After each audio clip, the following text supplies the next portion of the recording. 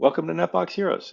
This is a podcast that's inspired, of course, by the Netbox and the network automation communities, where we feature and we learn from some of the awesome networking pros in our community. I'm Kris Beevers. I'm the CEO of Netbox Labs. I'm your host today, as usual. And our goal with this podcast is to learn about the people in the Netbox and the network automation communities, how they've developed in their careers as networking pros, their views on some of the interesting problems in networking today, and obviously how Netbox and other tech fits in for them. We have a really fun conversation lined up today with not just one, but two guests joining me. We've got Cathal Mooney and Arzhel Younsi from Wikimedia. I think probably everybody listening to this knows Wikimedia. We appreciate the great work that Wikimedia does to bring knowledge to the world. And today we're going to get to learn a little bit more about some of the infrastructure behind the scenes and how Netbox fits in. Both Cathal and Arzhel work in Wikimedia's SRE Infrastructure Foundations team. They've got long backgrounds in networking. And Wikimedia, of course, is a big user of Netbox now, but it wasn't always that way. So we're going to get to learn a little bit about Wikimedia's network and their journey with Netbox today. And also, just as a little preview, to add even more fun, right, we're going to have a double header. This is the first recording with Wikimedia, and in the next podcast, we're going to be talking with Cathal and Arzhel's colleague Ricardo about Wikimedia's network automation strategy. So thank you guys both for joining me today. This is going to be a lot of fun, and I'm going to dive right in. I'm going to ask you both to tell us a little bit about yourselves, and in particular your professional stories in networking. Like, how did you get started in networking? What's that path been like? What led you to running Wikimedia's network? Maybe we can start with Cathal. Yeah, thanks, Kris, and great to be here. I've been doing this networking thing for over 20 years now. I guess I kind of was always, growing up, I was kind of tinkering with a PC in the house. I was always kind of a little bit nerdy, and then I'm a little bit old probably. So I remember like in the 90s, kind of as a teenager, I was also very into music and DJing and various things that really were a bit off the radar where I'm from here in Ireland, the things I was interested in. So it kind of just came together that I found out there's this thing called the internet. And they have like Usenet on it. You can go on to recorded music, reggae or something, and talk to people. And so it kind of just naturally fit with the kind of geekiness and the interest in kind of things. So I gravitated towards that. And then initially when I left school, I didn't go to college initially. I got a job working on a help desk. I was working for AOL initially, and then another ISP here in Ireland, kind of in the dial-up days. And then I was studying at night and doing that, and moved on to DSL and various things. That the ISP I was working for got took over by BT, which is a large kind of carrier, and I ended up staying there for a long number of years, moving through kind of service delivery, working on their MPLS network, working on the IP transit core here in Ireland. And went through kind of from the support side to the service delivery side through to eventually doing design and working on some of the rollouts of some of the larger networks as kind of the packet network, I guess, took over from the SDH and the TDM and all that stuff that went before, which is all up in here somewhere, wasted space. And then I kind of worked for, I moved eventually, worked for another few ISPs here in Ireland, medium size, I guess, not a big country. The last place I was in before I joined the foundation was a little bit different. It was more kind of data center focused. It was a startup I worked for that was involved kind of in the mobile space and providing connectivity solutions into some of the big mobile carriers. So it was a little bit different.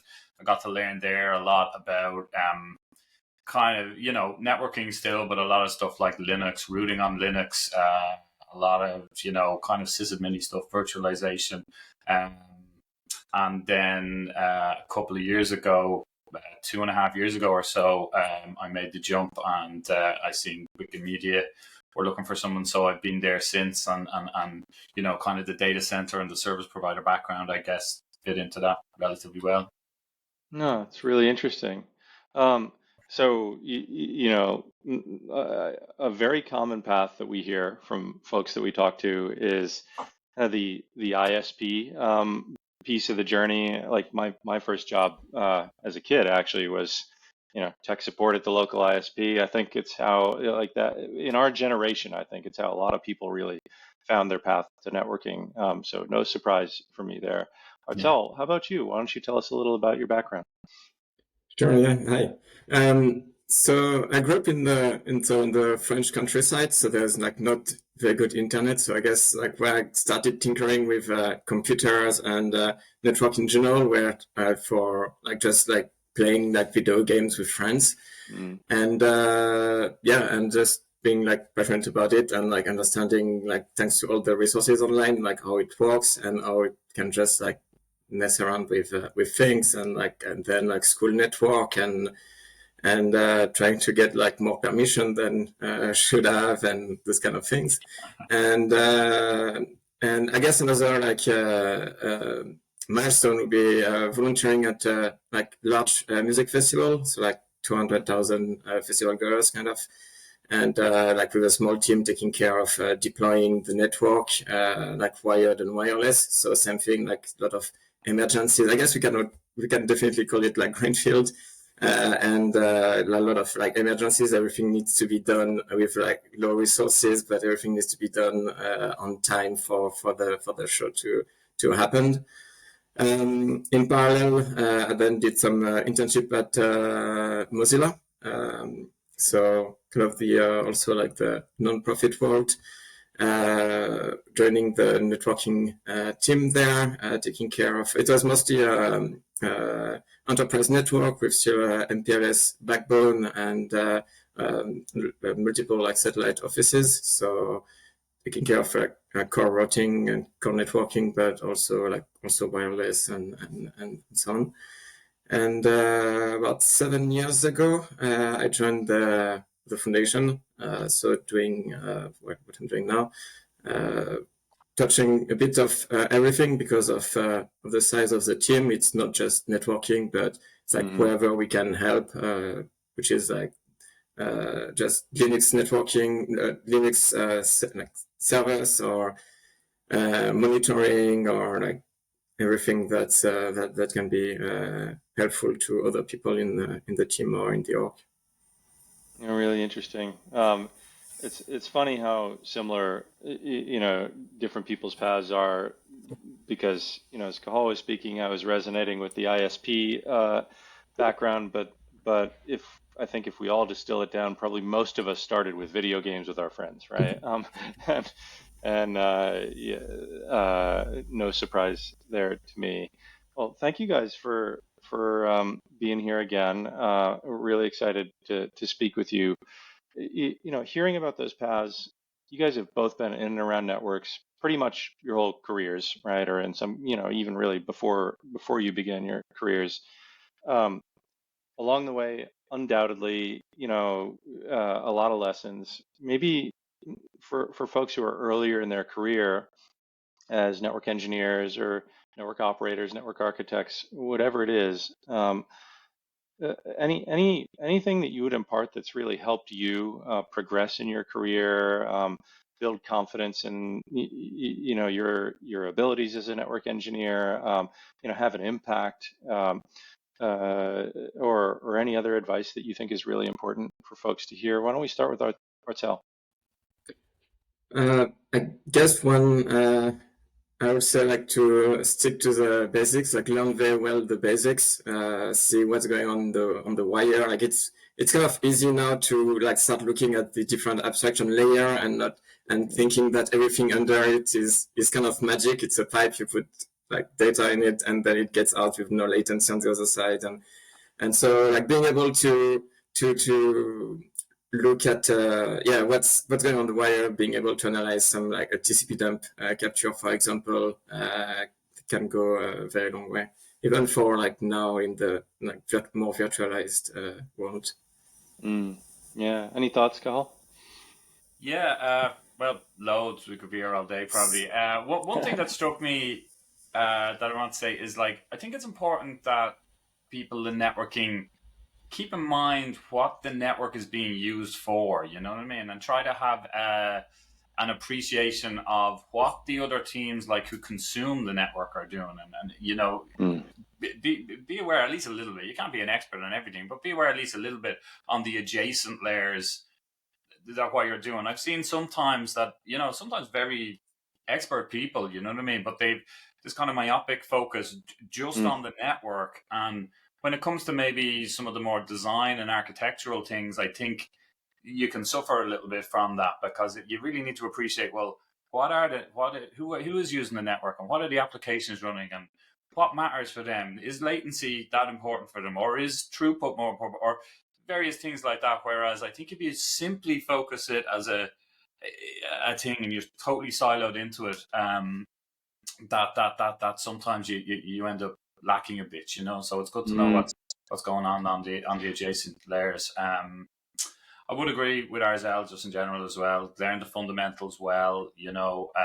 Some of the more esoteric aspects of routing protocols and this and that, you know, you can look them up when you need them, you know.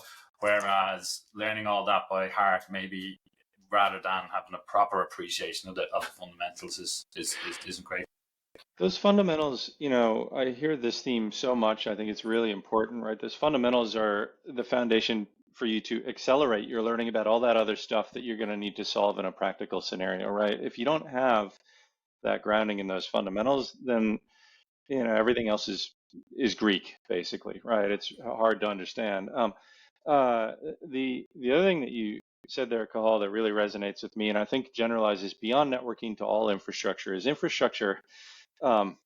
Is infrastructure, right? It isn't the end problem that is being solved. It is in support of or foundational to, you know, actual, you know, world or business or people or whatever problems that we're trying to solve. And infrastructure, engineers and operators, certainly in networking, but in other areas, infrastructure, always have to keep that in mind, right? So I really love that advice and those learnings from you guys.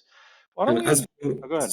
Absolutely. to add to that, as being the foundations of the infrastructure, like networking is something that like shouldn't move too much or shouldn't be tinkered with too much. So you should use like true like battle tested kind of technologies and less like experimental and technologies.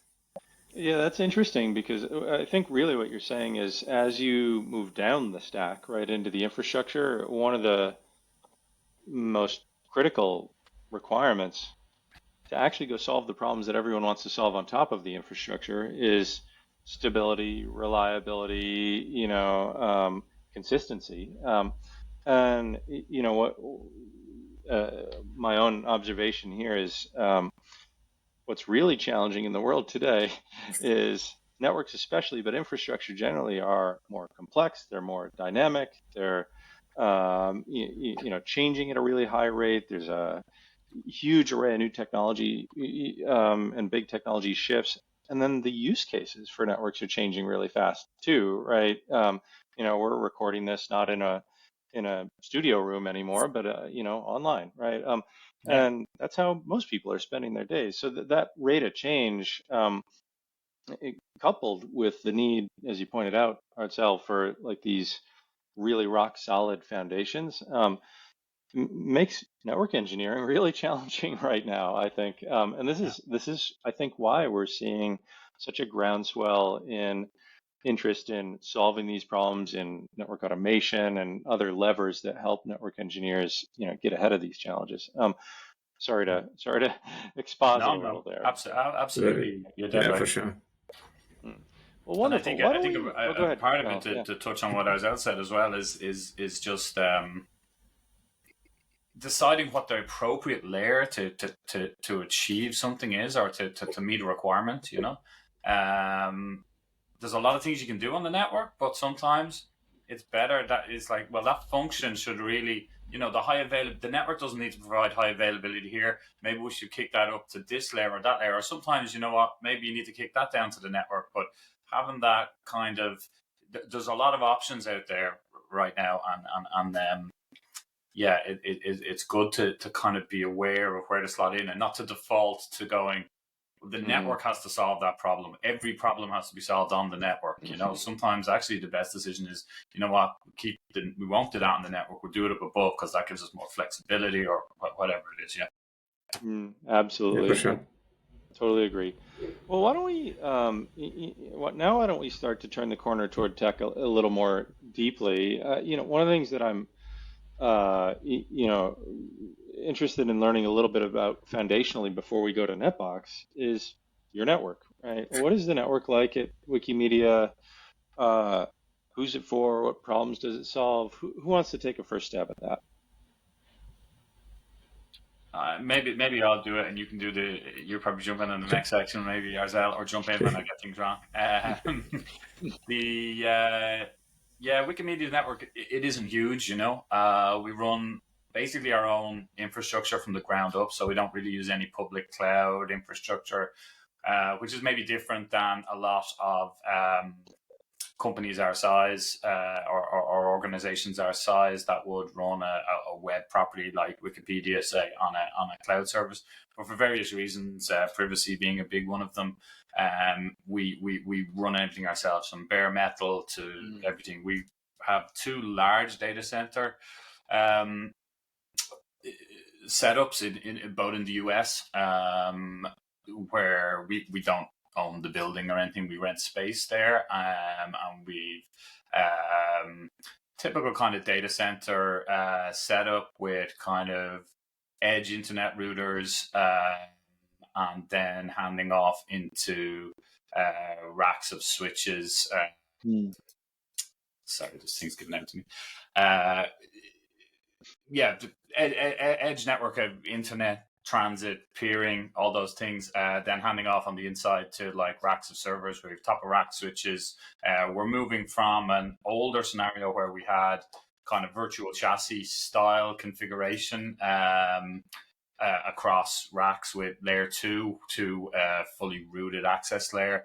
In some places using EVPN, and some places just purely rooted.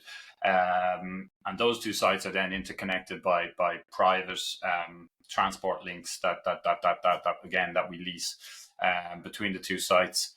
To serve the wider world, then we also have another 4 caching POPs, which are smaller deployments, only a couple of racks, 2 in Europe, 1 on the west coast of the US, and 1 in Asia at the moment, and we're expanding shortly on that. Those mostly cache content, so the core databases, etc., aren't there, and we direct users to the nearest space on in DNS way, with based on the GeoIP lookup of where they're at. So yeah, I guess our job, myself and Arzhel, are in charge of like all that networking equipment and maintaining the links, the protocols that run over them, how we set up the data center, all of that. We can probably get into more detail, but that's the 1,000-foot view. I don't know, Arzhel, if you've anything to add. No, I might say it multiple times in the presentation. But although for our documentation is public, so we have like diagrams of our networks and description of our network, all available online. To have a rough estimate, we have about 2,000 physical servers and about 300 VMs. This is something that's, of course, unique, and that I think everybody appreciates about Wikimedia is how in the open everything is. And so, I think I'll just flag this for folks who are listening as, hey, maybe there's some homework you can do if you want to learn a little bit more here from this conversation, to go actually look at that documentation. I think, it's very rare, and one of the purposes of this podcast, for network engineers to really get a good look into how other organizations are building and operating their network at the level of detail that you guys put in the open. So I think that's really cool. Okay, so the primary use case, I understand from what you've both talked about for the network, is the delivery of especially the Wikipedia site. Is that right? Are there other use cases for the network that are really important for your team or for the organization? or is it mostly about that web property and meeting the scale requirements and that kind of thing? Yeah, it's pretty much the websites, Wikipedia, but then there are also a lot of like smaller, what's called like sister projects, and the infrastructure that support that. So it's mostly text, but then there are a lot of images, like for example Wikimedia Commons, which is the infrastructure that hosts all the videos and pictures and that are used on Wikipedia, which is quite large as well. And there are things that are less visible from the outside, but for example, we're rolling out a lot of machine learning clusters with GPUs for either like detection of vandalism or for or like image classification. So there are a lot of things going on like behind the scenes to make either the website better or to make contributing to the website better. We also get a lot of like the feedback, get feedback from the community or the volunteers that actually like contribute to the content and based on like what would make their life easier, we like our engineers like implement features and we tell us like, oh, we need like this amount of new servers, or we're going to have this amount of new, I don't know, storage servers like next year or next quarter, like can the network handle it? And then we look at it and decide. Got it.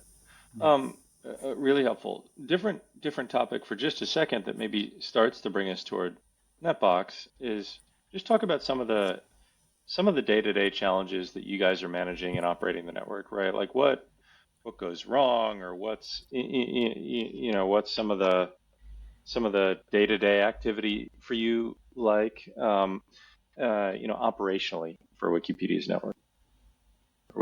network, I should say. Yeah, like everything, there's a bunch of things go wrong. I think, partially some of the problems we have, like we're a small team. It's only myself and Arzhel who are wholly focused on the networking side of things. We've quite a big infrastructure for two people to manage. We're a non-profit. It's based on contributions, so to focus on costs and bear in mind, to do things as lean and efficiently as we can. It's tricky sometimes for us to predict where the growth will be. So unlike say other organizations where I've worked, where someone might come in and say, hey, we're going to have 1 million subscribers by the end of the next financial year, and then we can just do the maths and go, well, we need this many servers now. The growth is kind of more organic based on use, and so it can be difficult to size up or to justify, hey, should we go out and expand this, or should we keep it at the current level? A thing, and I'm sure Arzhel will have things. Another aspect I kind of touched on it before was the fact that we run the whole stack from in the data center network from a kind of our own bare metal. So one challenge we have, which maybe some people don't, or some network engineers maybe aren't involved with, or other network engineers maybe more cloud-based today don't have, is we have to provision servers, have that whole life cycle from when they're kind of out of the box factory. How do we bring them online? How do we get them connected to the network? How do we automate that whole process? And I guess for us on the networking side, which ties into the automation, is how do we make that like self-service for the guys in the data center who are racking it, or the teams that our team infrastructure foundation is kind of where we hand off systems to the other sub teams in SRE is like a fully functioning connected Linux system for them to deploy their applications and whatever else is going to go on it. So they're basically our internal customers. So how do we make it easy for them to request the servers, and how do we make it easy for the guys actually wiring them up to bring that online and have it all ready to go without us having to manually being configured every single switch port or something like that. So makes sense. Yeah, we're going a very long way from that, because indeed back in the time, like people had to like DC people had to like manually configure a switch port when connecting a new device. Also, being like a small team, it's always like trade-off and figuring out what to prioritize in terms of automation or in terms of work. And sometimes you have an idea to do like something, and then you realize you have to do like all those other things like before to be able to do it. And yeah, it can make it quite complex. On the other hand, like it's like the vibe and the like the relationship with the colleagues is great. So like it's not like when there's an issue, like people are not going to like blame directly the network. They're going to do that due diligence, like investigate the issue, and then like engage with us. And in return, like we're like seriously going to troubleshoot it and get to the bottom of their issue. And everybody, like for automation, so we work a bit on automation. We have colleagues that work on it. There are like colleagues that are interested in networking, so they're also going to help out if we're not around, especially because of time zones and everything that ends up working out pretty well. Yeah, I think you know we're going to talk. I would definitely endorse that though. Out of any place I've worked, it's got the least like knee jerk blame the network kind of colleagues and other people I've worked with, which is just a typical thing. So it's quite refreshing to have a scenario where most times if someone says, "Hey, I think there might be something on the network," it often is something. Which is great. Oh, that's great. Yeah. The other thing I was going to chime in with there is, Arzhel, you're previewing a little. I think the next conversation we're going to have with Ricardo, it's going to be really interesting to talk about the automation that you guys have built. And, you're not alone in that. Almost everywhere in our community, what we hear is this tough balancing act between, call it like investing in leverage, right? Like automation or things that help us work better, and then just doing the day-to-day, operation and work of running a substantial network footprint that can't go down, right? So it's a really tough balancing act. And with that, like I guess I would love to now start to segue to Netbox. And so look, you guys use Netbox today. You're a mature user of Netbox today, but that was not always the case, obviously. So I would love to just begin to explore that. Maybe the first question I have is, what led you to discover Netbox in the first place, both at Wikimedia, but then I know, Cathal, for example, you mentioned you'd encountered or used Netbox in prior lives as well.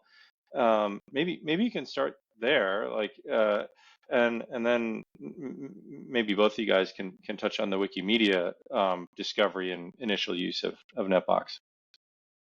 Yeah, maybe I'll just I came across it because I used to follow Jeremy, like Packet Life and stuff, and I often ended up on his blog and learned a lot of stuff that way. And then I don't know, I just remember when it was released, I actually just kind of gave it a try. The place I was working at the time, we had like this terrible Excel for IPAM where every tab was formatted differently and various things, it was a nightmare. And we didn't have a good data center. Again, it was Excel, and it was all so it just seemed like a good fit. And to be honest with you, I had to fight the fight for a long while. That was a very different scenario than in Wikimedia, because there was quite a lot of resistance in the particular team I was in to anything open source or anything you had to. Some of it for maybe a good reason is in they didn't want to take on having to manage things and all, So it took a bit of work, but as soon as I looked at it, it just seemed like this is a great tool. This seems streets ahead, even the very first release, streets ahead of any IPAM system or any data center imagery system I'd used, and it's combining the two of them. So I was just instantly sold. So I think Arzhel can probably touch on more in the Wikimedia Foundation how that happened. Right. Yeah, so I couldn't remember like how exactly like I heard about Netbox for the first time when I came into our radar. I was a bit looking at previous tasks about like setting up Netbox, and yeah, no idea how it came on our radar. But I think one important part is that it was considered about like migrating to Netbox was that it was open source, and the foundation is. At least in this area, we're striving to only use open source software. So we still have some like proprietary code here and there. Like for example, the like most of our network is Juniper like equipment. But yeah, it's definitely a huge plus to even like investigate it. And I think it comes back to like the previous point about like prioritization, like why should we work on migrating? So before we had rack tables, which didn't have any APIs. The UI was like not great to navigate, at least for use case.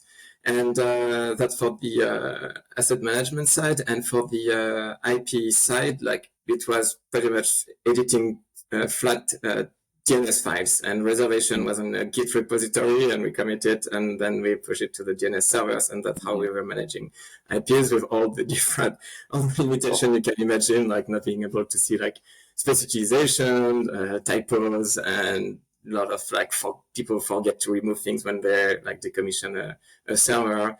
But then Netbox came around, and it seems to like check all the boxes. I think, and it has like it's still like a bit young for use cases. There are still some limitations that got like fixed or implemented along the year.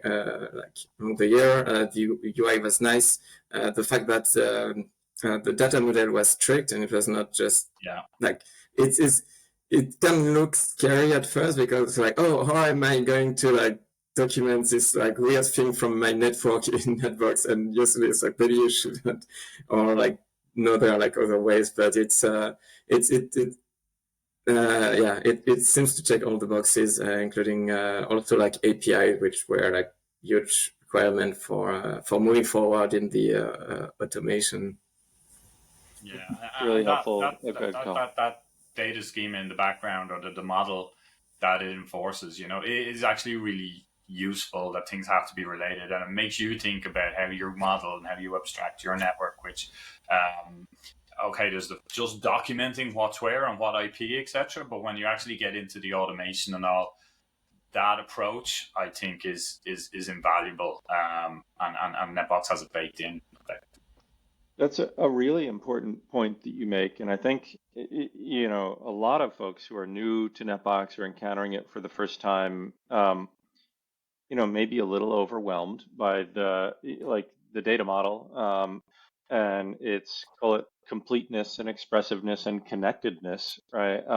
But what is important about it is what you just pointed out, Cathal. Like, it's in service of scaling your processes, injecting automation, and when you have that cohesive data model, everything else flows from there. When you have a bunch of disconnected, call it network documentation, it's much harder to leverage that in a consistent way, especially in an automation world.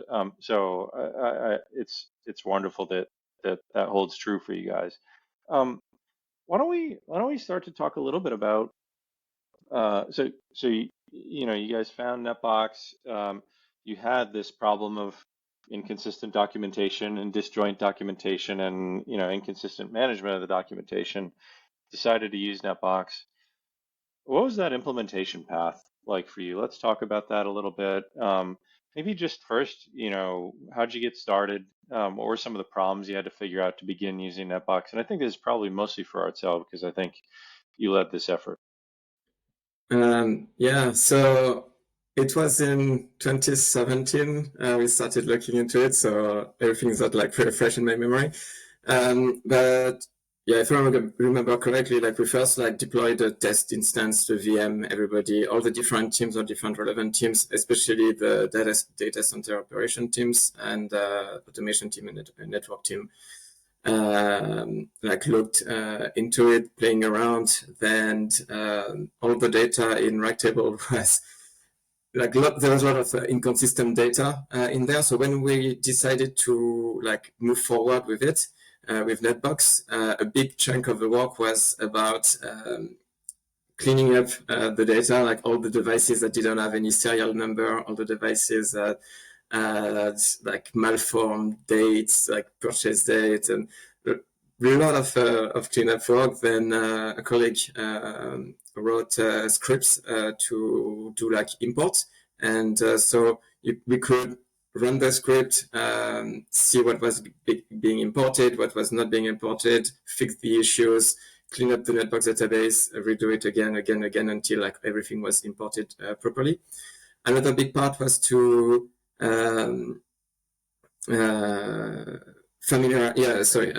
another big part was to update the different documentation, but until but the like dev the migration, like we already tested all the import scripts, so it was just about telling people stop using rack tables, put it in read-only mode. For 1 week we ended up having asking people to do any changes on both rack tables and Netbox in case we had to roll back. And after a week, we put rack tables in read-only mode for forever, and keeping it only for historical data until all the servers that were in there got recycled. So it sounds like a lot of the upfront effort was really about bringing all this, call it, disjoint, disconnected, messy data into alignment with the data model, getting it into Netbox for the first time, and then changing the way people were working a little bit too. Even just to use Netbox in their day to day. Does that sound about right? Yeah, definitely. Okay, perfect. Well, I'm curious, like, did that feel more challenging than you expected as you were going through that path? Were there any big surprises, or was that roughly what you expected in implementing a tool like Netbox? Anything that stood out as, for those who are getting started with Netbox today, here's what to prepare yourself for a little bit. Good question. I think it really depends on the organization. It depends on where you're coming from.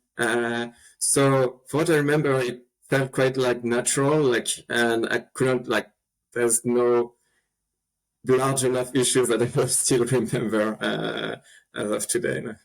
A lot of it's probably the data, right? Yeah. Getting that data into the right form to be in Netbox. And, as in my experience anyway, working with folks on their Netbox migrations, as much effort as that seems at the time, puts you in a much better place. And so that's what I'd like to talk about next a little bit is, you made the decision to start using Netbox. You went through this effort of getting the data in the right form and building tools to import it into Netbox and changing the way the team was working to start to use Netbox. How's that gone, right? Like, what's the impact been? What are some of the outcomes of that change now a few years down the line? Do you want to take it, Kyle, or? You've been there for the whole journey. I can probably speak to it after, but yeah. It's, again, it's like it was a long time ago, so I don't really remember the differences in terms of workflows, but now it's just, it allowed us at least to have a lot of automation scripts. Like there's a lot of small things here and there in Netbox that, for example, the reports, as soon as we ended up migrating the data, at the same time we wrote reports to make sure that new data or reduce the risk of new data being invalid, and which we replaced recently with the custom validators, I think it's called, to even prevent them being entered on the first entry. I think one thing that is what's difficult, but it's kind of ironical, is that we had to force ourselves to not put too much data into Netbox. It's easy when you migrated data from rack table, for example, and it's easy to say, oh, look, we can put the power cords, we can put this information and we can put that information, but without any reports or without using the data in or automation in production, then we it 100% sure it's going to go stale. So I think one challenge was to add into Netbox only what was worth putting Netbox at this point in time. I'll just play that back. I want to make sure because that seems like an important one for people to think about, right? Like Netbox has this expressive data model, an extensible data model. There's all you can put anything you want in Netbox with respect to a device or a circuit or whatever it is, right? But don't just put it there because you can. Put it there because you have a use case for it or a need for that information in your documentation or your automation or in your day-to-day. Does that sound right? Yeah, 100%. Yeah. Yeah, we were kind of talking about the other day, and then we were basically saying, yeah, the data that you put in there, I guess the tie break on like whether it should be in there is like how and what is going to consume that, you know?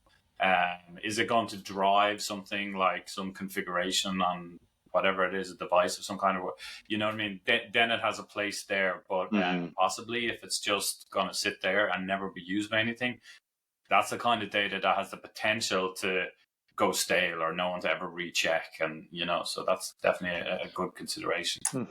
And so Netbox is a source of truth. If you start having stale data in it, then you start losing trust in it, and then when you start losing trust in it, it's you start doubting about the data that is in there, and it's a kind of like a vicious circle because you're less careful when you put new data, and then you don't want to like drive your own infrastructure based on this data because you don't know if it's correct, etc.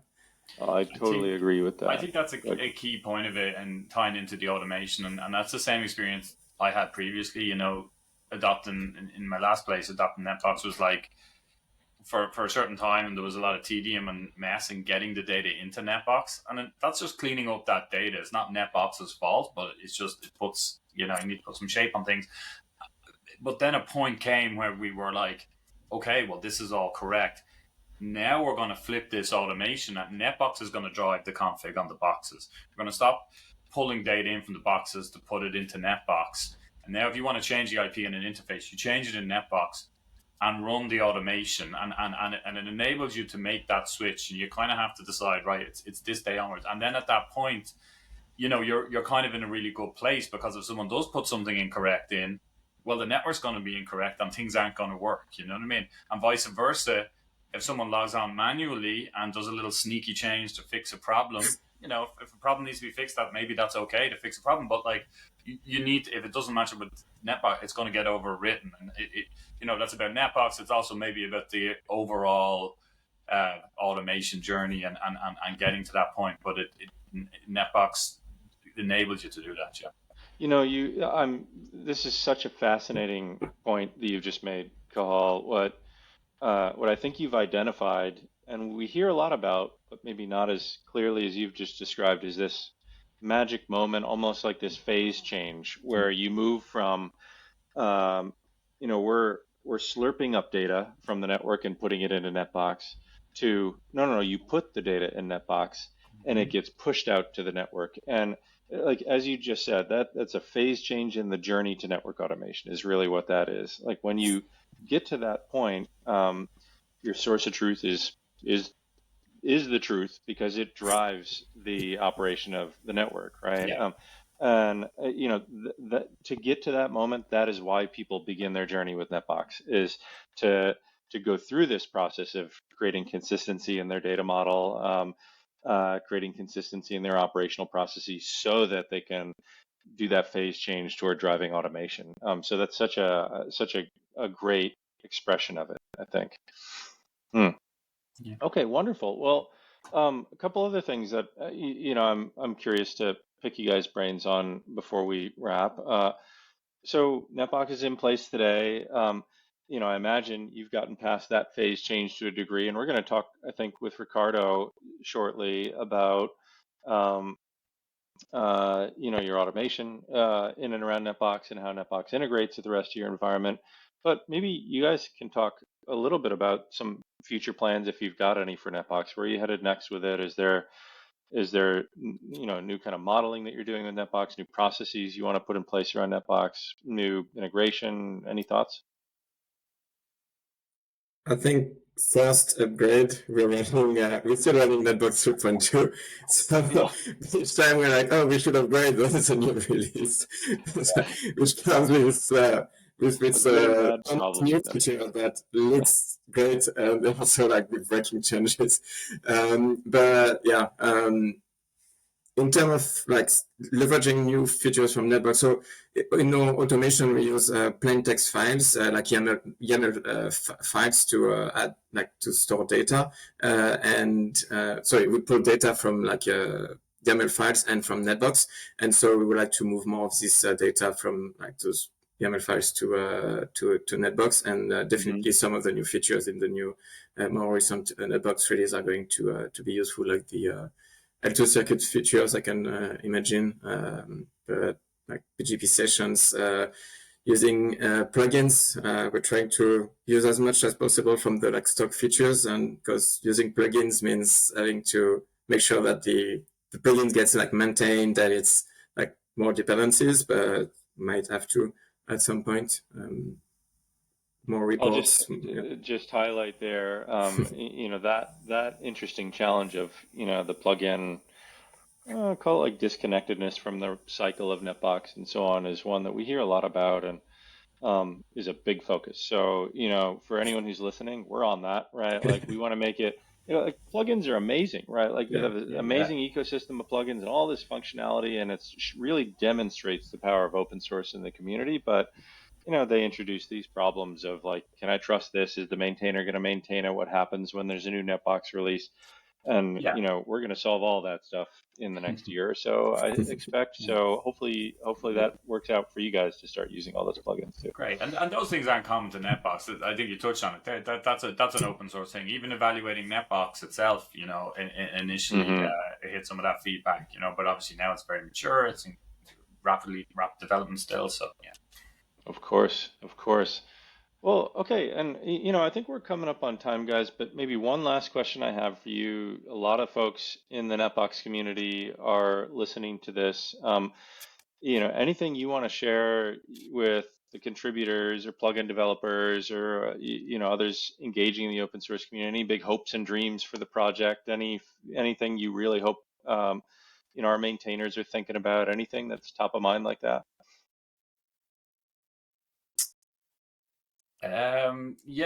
Well, I guess in Wikimedia we tend to use all open source tools anyway. So we'd hope that the ethos and the development of Netbox kind of continues under the same model that it's under now, and hopefully you guys in Netbox Labs can keep that going. I guess on a wish list, we'd love if constant new features were released and there was never any backwards breaking changes, but that's impossible. Sorry, it's software. One aspect that we touched on there with we use YAML files for some things, still some metadata that we have, and our automation consumes those as well, which are in Git. And one aspect that maybe the Git workflow allows is you can roll back or have, points that you can say, oh, it was like this at this point. That's a little harder in Netbox. I understand it's a relational database underneath. This is tricky.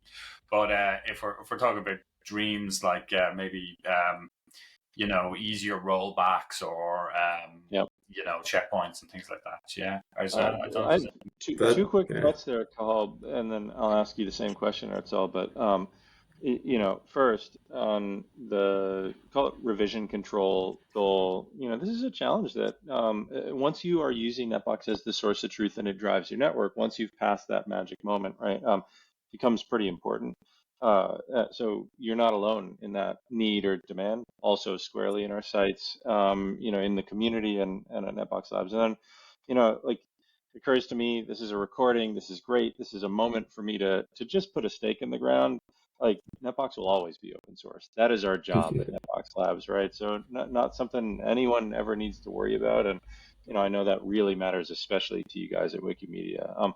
Arzhel, any thoughts for the community or contributors, maintainers, anybody? No, nothing really more. The rollback thing is I think some new safeguards have been added in more recent Netbox version, but it happened to me, I think to Cathal as well, to delete, for example, the whole device by accident and all the wall switch or so that's why we're thinking about that. Yeah, no, I get it. It's a really tough but important problem for sure. Well, I think with this, we've covered a lot of ground, from you guys' backgrounds all the way up to like getting going with Netbox at Wikimedia and, the context of the network, and then and all the way up to where you're headed. So I feel like it's a good time for us to wind it down. So with that, Cathal, Arzhel, thank you guys so much for joining and Yeah. sharing with us today. This was a lot of fun to do this one with both of you. I think a lot of inspiration in here for others, and for the Netbox communities we just talked about. And then for the folks who are listening today, I'm just a reminder, don't forget to tune into the next one, because we're going to go even deeper into Wikimedia's network and how Netbox fits into network automation for Wikipedia. So that should be a super fun conversation too. Thanks everybody for tuning in. We'll see you next time. Thank you guys.